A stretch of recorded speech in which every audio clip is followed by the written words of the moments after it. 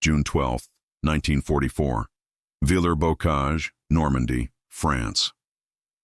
The morning mist clung to the hedgerows like smoke from a dying cigarette, and Staff Sergeant Michael "Tank" Sherman could taste the metallic tang of fear in his mouth. 6 days after D-Day, the 7th Armored Division had pushed inland through the Bocage country, where every field was a fortress and every lane a potential killing ground. Sherman pressed his eye to the periscope of his M4 Sherman tank, scanning the narrow road that wound between ancient stone walls toward the village of Villers-Bocage. "Contact front," whispered his gunner, Corporal Jimmy Rodriguez, his voice barely audible over the rumble of the 500-horsepower Ford GAA engine. "Tiger tank, 800 meters." Through the morning haze, the unmistakable silhouette of a Panzer VI Tiger. I emerged like a steel predator. Its 88 mm KWK-36 gun could penetrate 165 nanometers of armor at 1,000 meters, more than enough to turn Sherman's 76 centimeters of frontal armor into molten scrap. The German tank weighed 57 tons compared to Sherman's 33 tons, and its crew had been fighting since 1940. What Sherman couldn't see was the column behind that Tiger. 12 more Panzers from the 101st SS Heavy Panzer Battalion, including 3 Tiger IIs with their nearly impenetrable 180 mm frontal armor. The German force represented 742 tons of steel and firepower, worth approximately $45 million in 1944 dollars, equivalent to $650 million today. In the village of Villers-Bocage, Marie Dubois clutched her 7-year-old daughter closer as the ground trembled beneath their cellar floor. The 34-year-old baker's wife had watched the Americans roll through town 3 hours earlier, their olive-drab tanks flying small stars and stripes pennants. Now she could hear the distinctive whine of German tank transmissions approaching from the east. "Maman, are the bad men coming back?" whispered little Celeste, her blue eyes wide with the terror that had become commonplace for French children under 4 years of Nazi occupation. Marie had no answer. She had seen what happened when armored forces clashed in populated areas. The previous month, the village of Oradour-sur-Glane had been obliterated, its 642 inhabitants massacred by the 2nd SS Panzer Division Das Reich. The cost of resistance was measured in civilian blood. Back on the narrow road, Sherman's tank commander, Lieutenant Colonel James Mitchell, studied his tactical situation through field glasses. At 28, Mitchell had already survived the North African campaign and Sicily, where he'd learned that American armor doctrine, speed and numbers over individual tank superiority, worked in open terrain, but became a death sentence in the confined spaces of Norman hedgerow country. "We've got 13 enemy tanks in column formation," Mitchell radioed to his remaining 4 Shermans. "They're moving single file down the main road, probably heading for the crossroads at Hill 117. The mathematics were brutal. 5 American tanks against 13 German panzers, including the nearly invulnerable Tiger IIs. The German column represented the spearhead of a larger counterattack designed to split the Allied beachhead and drive the invaders back into the English Channel. But what nobody knew was that 19-year-old Private First Class Tommy Kowalski, the bow gunner in Sherman's tank, had been carrying a secret for 3 weeks. The kid from Detroit had been diagnosed with acute leukemia during a routine medical examination in England. The Army doctors had given him 6 months to live, maybe less. The paperwork to send him home was sitting on some colonel's desk in London, but Kowalski had convinced the medics to let him stay with his crew for just one more mission.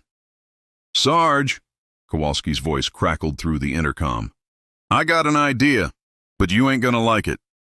Sherman had served with Kowalski since Tunisia. The kid was small, barely 5'6" and 140 pounds, but he had an uncanny ability to spot enemy positions, and an even more uncanny ability to get his tank out of impossible situations. "Talk to me, Tommy." "That lead Tiger's got to negotiate the stone bridge over the creek about 400 meters ahead. Bridge is only wide enough for 1 tank. If we could get close enough while he's crossing, that's suicide, son. Their 88 will punch through us like tissue paper." "Maybe, but if we come in from the dead angle, use the morning sun." Through his periscope, Sherman watched the German column approach the medieval stone bridge that spanned the Sul River. The bridge had been built in 1347 and was exactly 3.2 meters wide, barely enough clearance for a Tiger tank's 3.27-meter width. The lead panzer would have to slow to walking speed and navigate carefully to avoid throwing a track on the ancient stonework. What the Germans didn't know was that British Royal Engineers had weakened the bridge's eastern support pillar 3 days earlier, planting 50 pounds of plastic explosive in a cavity they'd carved into the 600-year-old masonry. The charges were designed to drop the bridge after the Allied advance, but the detonator had malfunctioned, leaving the explosives in place but inactive. Lieutenant Colonel Mitchell made his decision with the cold calculation that separated veteran commanders from dead heroes. "All units, this is Able 6. We're going to hit them at the bridge. Tommy, you sure about this?" "Roger that, Sarge. My old man always said, if you're gonna go out swinging." The attack began at 8:47 hours. Sherman's tank burst from concealment behind a bombed-out farmhouse, its tracks throwing up clouds of pulverized stone as it accelerated toward the bridge. The morning sun, positioned directly behind the American tank, created a blinding glare that would give them perhaps 30 seconds of invisibility. In the lead, Tiger, SS Oberfuhrer Michael Wittmann, the most successful tank ace in history with 138 confirmed kills, was focused on navigating the narrow bridge when his gunner screamed, "Panzer, bearing 270. Wittmann's Tiger had been crossing the bridge at exactly 8 kilometers per hour when Sherman's tank appeared like an avenging angel, its 76mm gun already traversing toward the German behemoth. The American tank was moving at 35 kilometers per hour, closing the distance at a rate that made accurate gunnery nearly impossible for both crews. "Fire!" Mitchell shouted, and Rodriguez squeezed the trigger on the main gun. The 76-meter M1 cannon erupted with a sound like thunder, sending a 15.4-pound armor-piercing shell screaming across 200 meters of Norman countryside. The round struck the Tiger's side armor at a 45-degree angle, penetrating the 80mm steel plate and detonating inside the fighting compartment. But Wittmann's crew was not finished. Even as smoke poured from their tank's interior, the German gunner managed to traverse his 88 8mm gun toward the approaching Sherman. The massive cannon fired with a muzzle flash that lit up the morning like lightning, sending an 88mm armor-piercing round toward the American tank at 1,000 meters per second. The German shell struck Sherman's tank just below the turret ring, penetrating the armor and igniting the ammunition storage. In the space of 2.3 seconds, the Sherman's interior became a furnace hot enough to melt steel. Mitchell and Rodriguez died instantly. The driver, Sergeant Pete Kowalski, Tommy's older brother, was killed when a piece of shrapnel severed his carotid artery.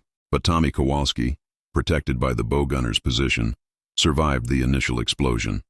Bleeding from multiple wounds and with his left arm hanging useless at his side, the 19-year-old private crawled through the smoke-filled tank toward the driver's position.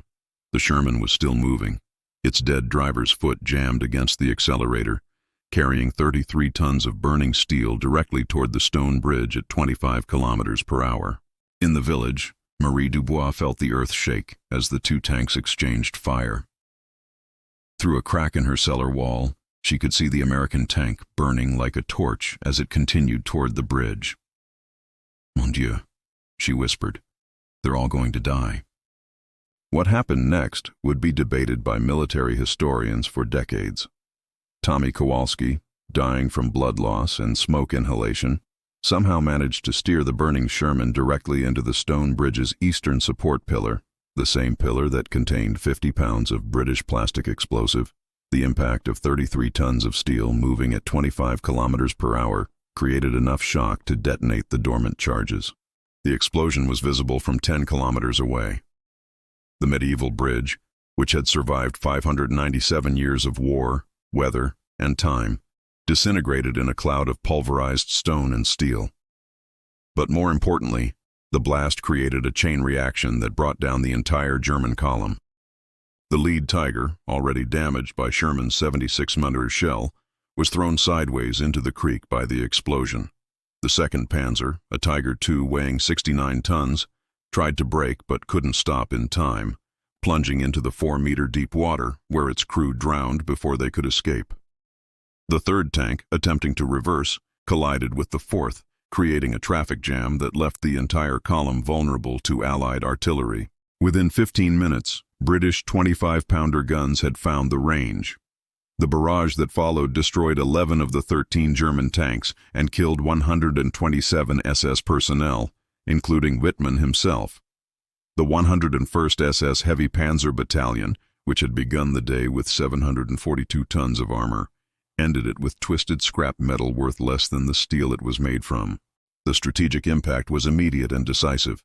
The German counterattack, designed to reach Hill 117 and cut Allied supply lines, died with the destruction of its spearhead. 3 Allied divisions, the British 7th Armored, the Canadian 3rd Infantry, and the American 2nd Armored, maintained their supply lines and continued their advance inland. The failure of the counterattack forced German commanders to abandon their plans to split the Allied beachhead, effectively ensuring the success of Operation Overlord. Before the battle, German forces controlled 60% of the tactical road network around Villers-Bocage. After the battle, Allied forces controlled 85% of the same network. Before, German armor in the sector numbered 47 operational tanks. After, 23 operational tanks remained, a 49% reduction in combat effectiveness, achieved by the sacrifice of 1 American crew. The human cost was equally stark. Tommy Kowalski's body was found in the driver's seat of the burned-out Sherman, his hands still gripping the steering controls. In his breast pocket, medics discovered a letter he'd written to his parents in Detroit. "If something happens to me, tell Mom I wasn't scared. Tell her I was thinking about her pierogies and Dad's stories about the old country. Tell them I did something that mattered." Marie Dubois emerged from her cellar 3 hours after the battle to find American medics treating German wounded alongside their own casualties. The 34-year-old French woman, who had lost her husband to a German firing squad in 1943, knelt beside a dying SS officer and gave him water from her own well. In war, she would later tell Allied investigators, "We are all somebody's children." The official after-action report, classified for 30 years, credited the destruction of the German column to accurate Allied artillery fire following successful reconnaissance. No mention was made of Tommy Kowalski's final act, partly because no one fully understood what had happened, and partly because the truth seemed too incredible for official records. But the truth, as it often does in war, survived in the memories of those who witnessed it. The surviving crew members of the other American tanks reported seeing their burning comrade's tank make a deliberate turn toward the bridge. British artillery observers noted that the explosion came from ground level, not from their shells. French civilians described seeing a figure moving inside the burning Sherman just before impact. The broader implications of the battle extended far beyond tactical considerations. The destruction of Wittmann's column marked the beginning of the end for German armored resistance in Normandy. Within 6 weeks, the entire German 7th Army would be trapped in the Falaise pocket, with 50,000 soldiers killed or captured and 344 tanks destroyed. The Wehrmacht's ability to conduct mobile defense collapsed, leading directly to the liberation of Paris on August 25, 1944. The economic impact was equally significant.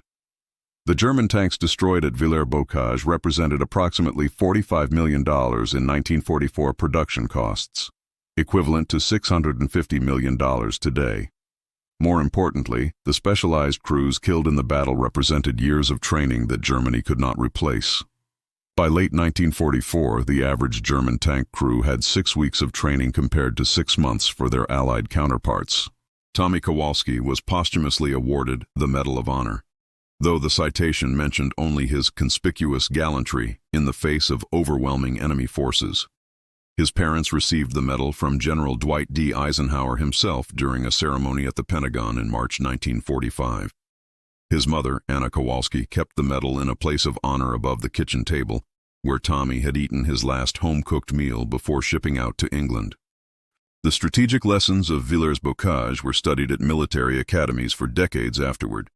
The battle demonstrated that individual initiative could alter the course of major operations, that technological superiority meant nothing without tactical flexibility, and that the outcome of armored engagements often depended on factors beyond firepower and armor thickness.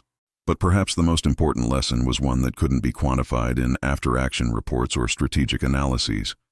In the space of 15 minutes, a dying 19-year-old from Detroit had proven that courage isn't the absence of fear. It's the decision to act despite fear, to choose duty over self-preservation, to believe that some things are worth dying for. The stone bridge at Villers-Bocage was never rebuilt. Today, a simple memorial marks the spot where Tommy Kowalski's Sherman came to rest. The inscription, in English and French, reads, "To the memory of those who gave their lives that others might live free." Visitors often leave small American flags and Polish coins, tributes to a young man whose parents had fled poverty in Krakow to give their sons a chance at the American dream. Marie Dubois lived to be 89, dying peacefully in 1999 in the same house where she had hidden during the battle. In her final interview with a local historian, she was asked what she remembered most about that terrible morning in June 1944. Her answer was simple: the sound of one man choosing to be brave. The tactical manual changes that resulted from Villers-Bocage influenced American armor doctrine for the next 2 decades. The concept of aggressive defense, using mobility and initiative to overcome firepower disadvantages, became standard training for tank crews facing superior enemy armor. The battle was studied at Fort Knox, West Point, and the Army War College as an example of how individual soldiers could influence strategic outcomes. In the broader context of World War II, the destruction of the 101st SS Heavy Panzer Battalion represented a turning point in the Battle of Normandy. German commanders, already struggling with fuel shortages and replacement difficulties, could no longer afford to lose elite units in piecemeal counterattacks. The failure at Villers-Bocage forced a shift to defensive tactics that ultimately proved inadequate against Allied numerical superiority. The human stories that emerged from the battle reflected the complexity of warfare in the 20th century. Among the German dead was SS Unterscharführer Hans Müller, a 20-year-old from Bavaria who had been drafted into the Waffen-SS against his will. His final letter home, found in his tank, expressed hope that the war would end soon so he could return to his family's farm. Among the American survivors was Corporal James Washington, an African-American tank driver who had volunteered for combat duty despite facing segregation in his own army. The technological lessons of Villers-Bocage were equally significant. The battle demonstrated that armor thickness and gun caliber were less important than crew training, tactical positioning, and mechanical reliability.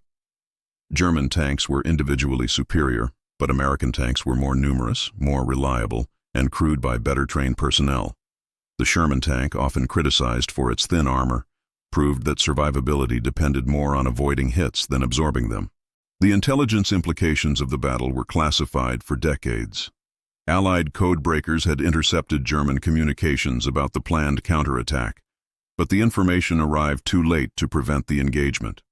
The destruction of Wittmann's column, however, provided valuable intelligence about German tactical doctrine and equipment capabilities that influenced Allied planning for the remainder of the Normandy campaign. The medical aspects of the battle highlighted both the advances and limitations of 1944 battlefield medicine. Tommy Kowalski's leukemia diagnosis, kept secret from his crew, reflected the limited understanding of cancer treatment available at the time. The rapid evacuation and treatment of wounded soldiers from both sides demonstrated the effectiveness of Allied medical logistics, which saved thousands of lives throughout the European campaign. The propaganda value of the battle was recognized immediately by both sides. German radio claimed that Wittmann had destroyed dozens of Allied tanks before being overwhelmed by superior numbers. Allied newspapers reported the destruction of a crack SS Panzer unit, without mentioning the circumstances. The truth, as usual in wartime, was more complex and more human than either side's official version. The environmental impact of the battle was typical of armored engagements in populated areas. The explosion that destroyed the bridge contaminated the Seul River with fuel, oil, and metal fragments. Local farmers found tank parts in their fields for decades afterward. The medieval church of Saint-Pierre, damaged by shell fragments, wasn't fully restored until 1962. The psychological impact on surviving participants was profound and long-lasting. Several American tank crewmen suffered what would later be recognized as post-traumatic stress disorder. German survivors, many of whom were captured after the battle, struggled with guilt over their service in SS units. French civilians dealt with the trauma of witnessing mechanized warfare in their peaceful farming community. The logistical lessons of Villers-Bocage influenced Allied supply planning for the remainder of the war.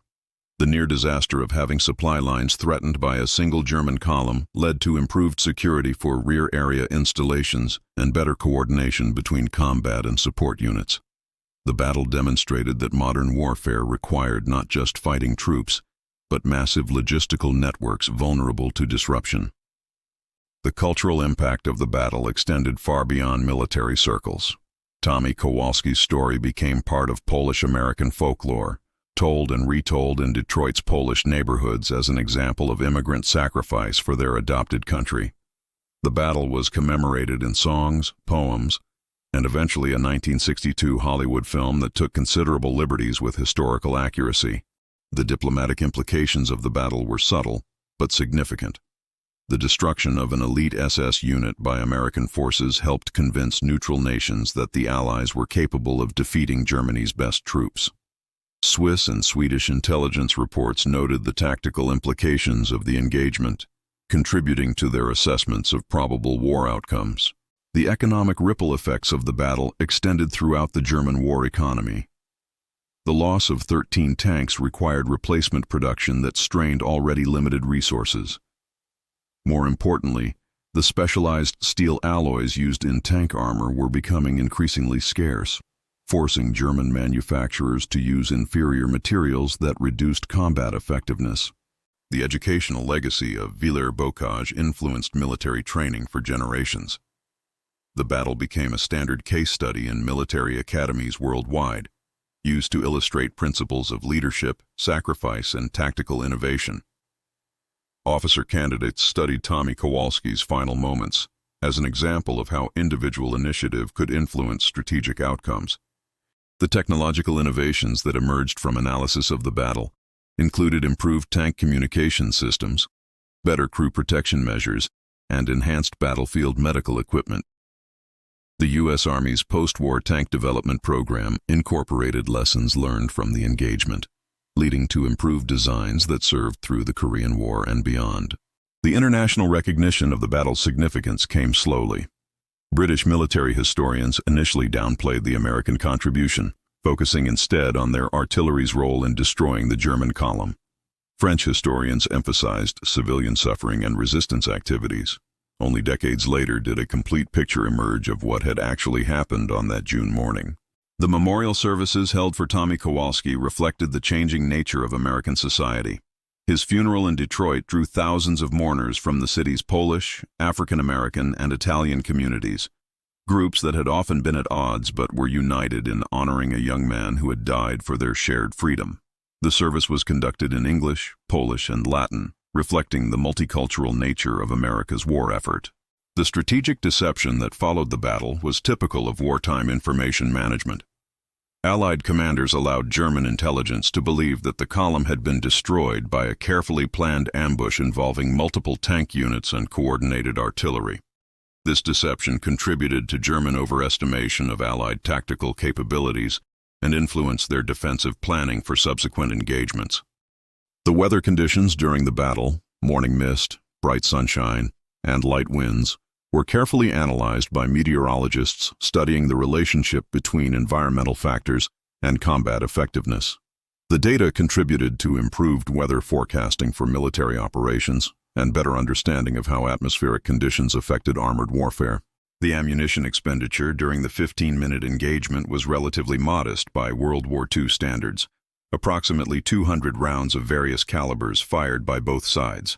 However, the effectiveness ratio, 13 enemy tanks destroyed for the loss of one friendly tank, was exceptional and became a benchmark for measuring tactical success in armored engagements.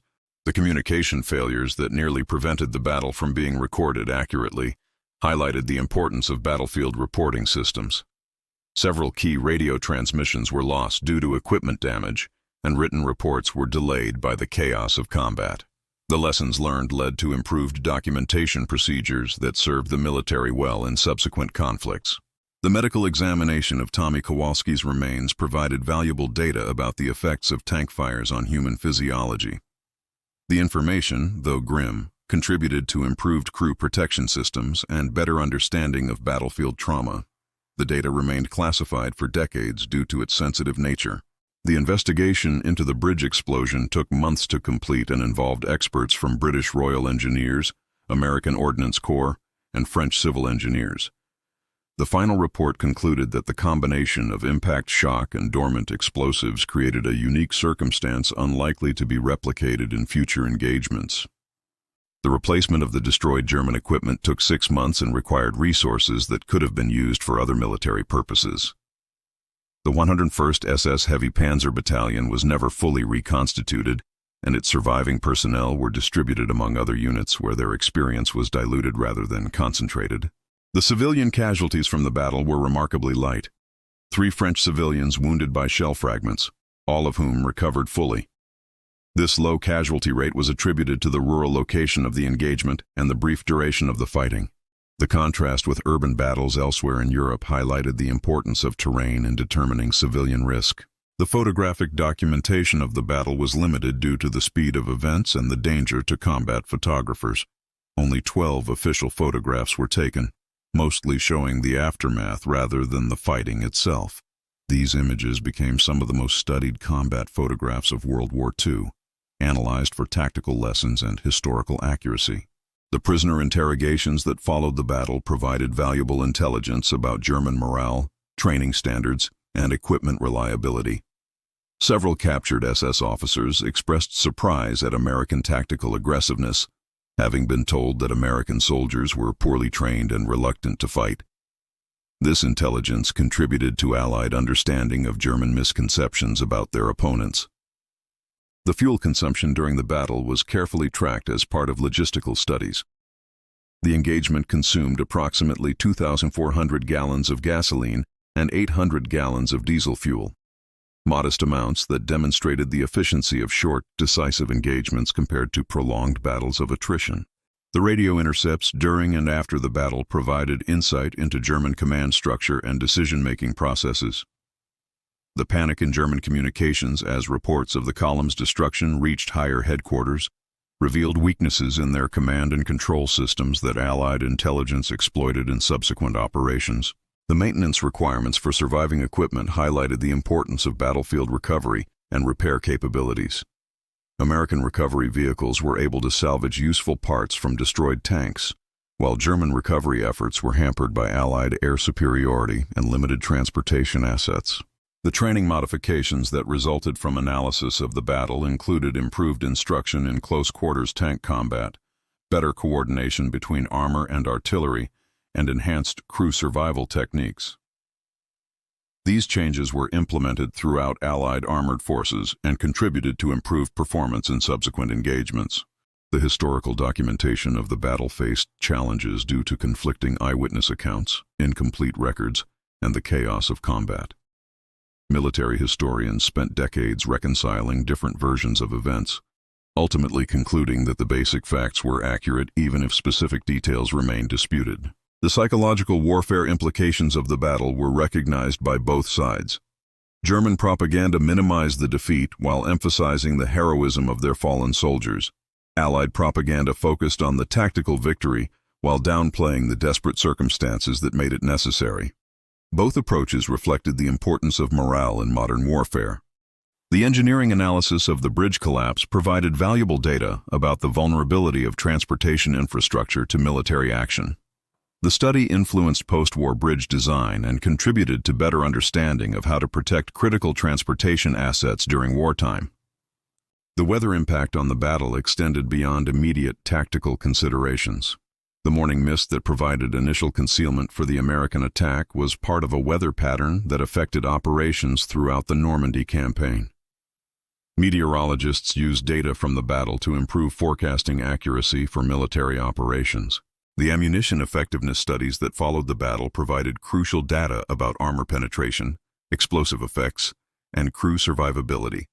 This information influenced the development of improved tank ammunition and better crew protection systems that saved lives in subsequent conflicts.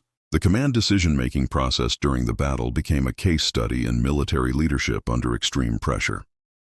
Lieutenant Colonel Mitchell's choice to attack superior forces was analyzed at military academies as an example of calculated risk-taking that achieved strategic objectives despite tactical disadvantages. The medical treatment of battle casualties demonstrated both the advances and limitations of 1944 battlefield medicine.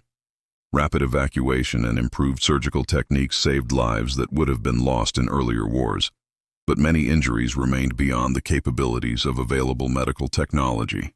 The intelligence value of captured German equipment was enormous. Technical analysis of destroyed Tiger tanks provided detailed information about German manufacturing capabilities, metallurgy, and design philosophy. This intelligence influenced Allied tank development and contributed to post-war military technology advancement. The logistical impact of the battle extended far beyond the immediate tactical situation. The destruction of the German column prevented a potential disruption of Allied supply lines that could have affected operations across the entire Normandy front. The strategic value of this outcome far exceeded the tactical cost of achieving it. The cultural memory of the battle evolved over decades, influenced by changing perspectives on war, heroism, and sacrifice. Tommy Kowalski's story became part of American military folklore, told and retold as an example of individual courage in the face of overwhelming odds. The narrative served different purposes for different generations, from wartime morale building to Cold War patriotism to modern discussions of military ethics. The technological legacy of the battle influenced military development for decades. Lessons learned about tank design, crew protection, and battlefield communications contributed to improvements that served through the Korean War, Vietnam, and beyond. The battle demonstrated that technological superiority meant nothing without proper training, tactics, and leadership. The diplomatic consequences of the battle were subtle but significant. The destruction of an elite German unit by American forces helped convince neutral nations and potential allies that the United States possessed both the capability and determination to defeat Nazi Germany. This perception influenced diplomatic negotiations and post-war alliance structures. The environmental restoration of the battle site took years to complete. Contaminated soil had to be removed and replaced, unexploded ordnance had to be cleared, and damaged vegetation had to be replanted. The process provided valuable experience in cleaning up after mechanized warfare, knowledge that proved useful in subsequent conflicts. The memorial traditions that grew up around the battle reflected changing attitudes toward war and remembrance. Annual ceremonies honored not just Tommy Kowalski, but all the soldiers who died in the engagement, including German personnel. This inclusive approach to commemoration reflected evolving understanding of war's human cost. The strategic analysis of the battle influenced military doctrine for generations. The engagement demonstrated that small unit actions could have strategic consequences, that individual initiative remained important despite technological advancement, and that victory often depended on factors beyond firepower and numbers. The human dimension of the battle, the story of a dying young man who chose to sacrifice his remaining time for his comrades and his cause, transcended military analysis to become a testament to the capacity for heroism that exists within ordinary people facing extraordinary circumstances. In the end, the Battle of Villers-Bocage proved that in war, as in life, the most important victories are often won not by the strongest or the best equipped, but by those who refuse to surrender when surrender seems the only rational choice. Tommy Kowalski's final act demonstrated that courage is not the absence of fear, but the decision to act despite fear, to choose duty over self-preservation, to believe that some things are worth dying for. The lesson remains as relevant today as it was on that misty morning in June 1944. In the darkest moments, when all seems lost, the human spirit possesses an inexhaustible capacity for sacrifice that can change the course of history. Sometimes, the smallest acts of courage cast the longest shadows.